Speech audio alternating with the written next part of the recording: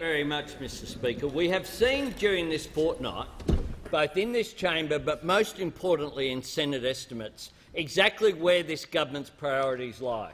They lie in the 24-hour media cycle, they lie in politics, they don't lie in the national interest. What we've seen is the contrast between what this government announces and what's actually delivered. What we've seen is how much waste this government is responsible for, how it prioritises looking after its mates rather than looking after the national interest, and how, arising from this pandemic, there's no legacy, no attempt to look at what's been identified during this crisis as the weaknesses in our national economy, the weaknesses in terms of our resilience, being able to manufacture things ourselves. How do we emerge from this crisis stronger than we went into it? The fact is that this government will have nothing to show from this except for $1 trillion debt rising to $1.7 trillion over the next decade.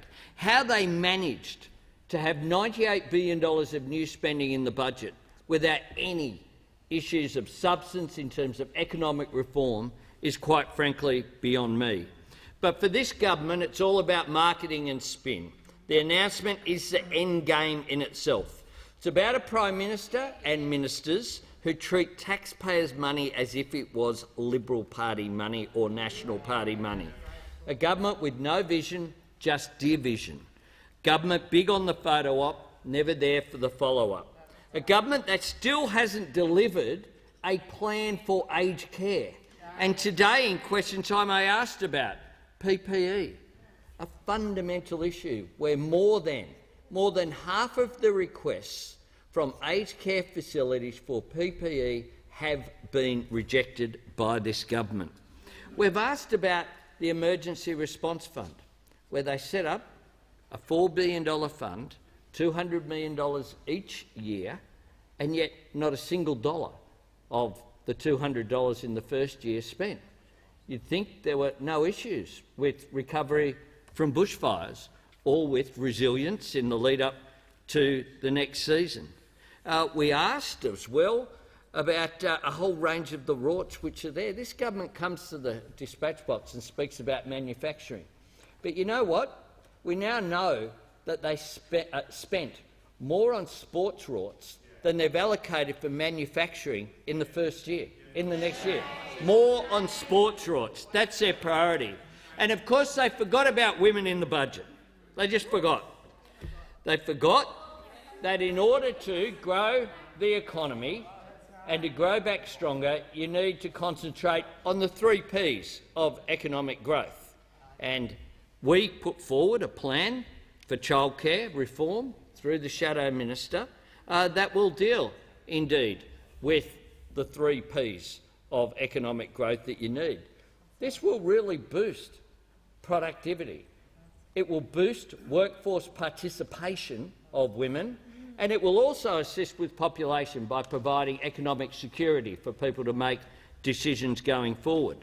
A plan that is about serious economic reform, lifting the cap, increasing the subsidy to 90% and smoothing out the taper rate so that the disincentive that's there in the system for women to work a 4th or 5th day is removed. Those opposite just say no. They say that women can ride on roads.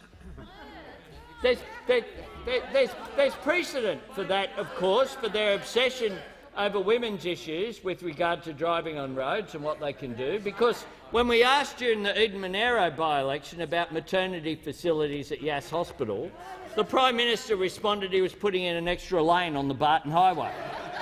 The world's first birthing lane there on the Barton Highway.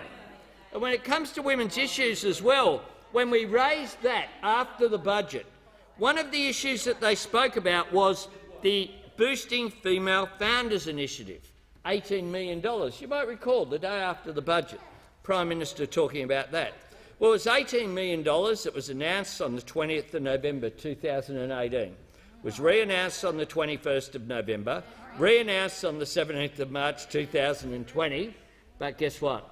They haven't spent a single dollar. Not one, of the $18 million. Not a dollar. And you know what they did in the budget? They announced the second round. They haven't allocated a dollar in the first round, but they've announced the second round. Who says they get ahead of themselves? But what we've seen is revelation after revelation of rorted programs and dodgy dealings. Sports rorts, the Great Barrier Reef Foundation, grasslands, the Badgerys Creek land deal, $1.1 million for Crosby Textor, the Liberal Party pollsters, to do marketing on the recovery, and then spending $15 million of taxpayers' money on those ads and billboards around the country that provide no information for people, none whatsoever, just straight party political marketing.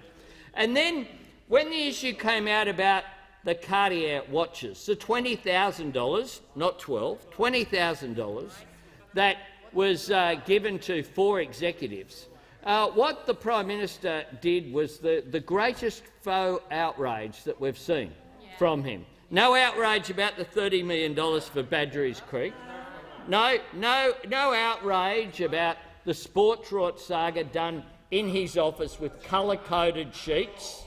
No outrage about the other regional rorts funds that have been allocated by this government.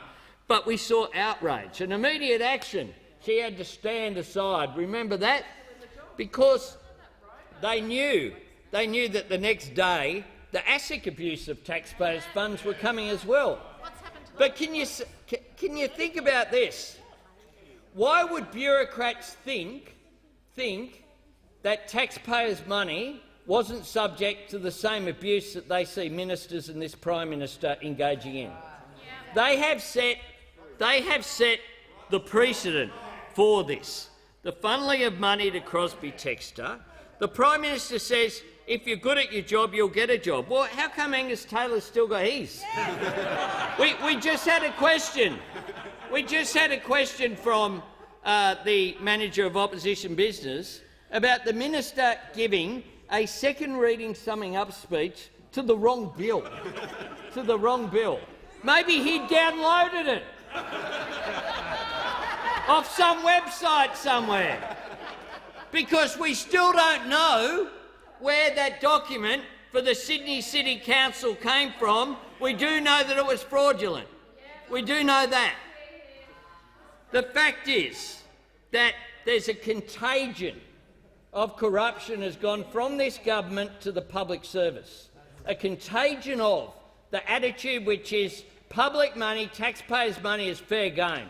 You can abuse it, you can use it for partisan political purposes. The person who sits in the chair of Prime Minister is less Prime Minister and more First Mate. That's what we know. He's turned the Administrative Appeals Tribunal into matekeeper. 70 different appointments of former Liberal and National Party MPs, state and federal, across the board. But we also see the announcements that don't result in anything. NAIF 3% spent. National Water Infrastructure Loan Facility, 50 media releases since 2016, then abolished without a dollar going forward. Arts, $250 million, not a dollar going forward. The Recycling Investment Fund, the announcements recycled, but not a single dollar flowing. Regional connectivity, announced in March 2019, again added to in the last budget, another $30 million, lifting up to $82 million. They still haven't spent a dollar there. Everything with this PM is an IOU to the Australian people that is never paid back. If announcements were a form of renewable energy, we would be a renewable energy superpower today under this government. A government and a Prime Minister defined by its arrogance, its hubris of looking after itself and its mates first and the public second. Well, arising out of this crisis, Australia deserves better. Australian Labor will give it better. That's why we put forward a plan for childcare reform.